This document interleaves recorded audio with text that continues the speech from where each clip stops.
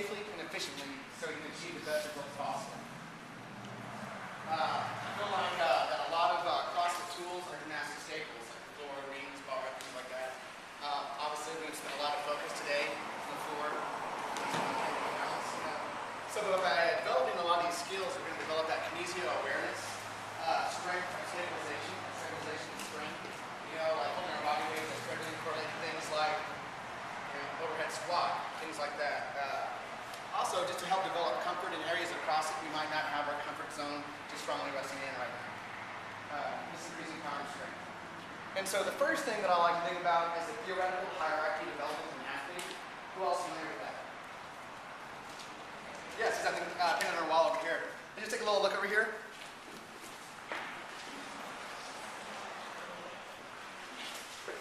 So basically, it's a 5-tier pyramid. What you have here is each block has foundational dependence upon the one below it, which means block B cannot stand without block A being completely solid underneath it. So the first thing we have is nutrition. Right above that, basically metabolic conditioning. And then here, gymnastics, body weight control. You know, and then what we want to focus on today is Olympic lifting. How many people have that Olympic lifting block, you know, a little more solid, a little more defined than their body weight block, especially inside the CrossFit boxes? And so one of my main intentions today is to really relay that foundation to recorrect the alignment of our pyramid. And again, like the little analogy I think of, like, wise man built his house upon the rock, whatever. House upon the rock, house upon the sand, you know. Again, just like really relaying that foundation and stabilizing our base. To do so will make us more developed athletes, as well as just more proficient in all functional movement. You know. Who here is familiar with the second fitness standard, or sorry, the first fitness standard as defined by CrossFit?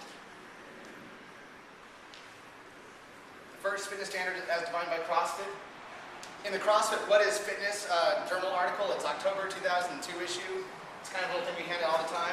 Basically, it's proficiency in the 10 general physical skills. That's another thing we have on the board right here. Greg Glassman, the founder of CrossFit, simply states you are only as fit as you are competent in these 10 skills. So, if we lack cardio, it's going to reflect in our athleticism. If we lack balance, it's going to reflect in our athleticism. So on top of that, you'll see that there's kind of a little color coding with these up here. Basically, the top four is that flexibility, accuracy, flexibility, strength, stamina, and cardio are all byproducts of training. They're training skills. The bottom four, accuracy, agility, coordination, balance. That's what we're going to focus on really to a fine point today, are practice skills. Power and speed are pretty much byproducts of training and practice. Kind of a hybrid too. And so that brings me to the question, what is the difference of training versus practice?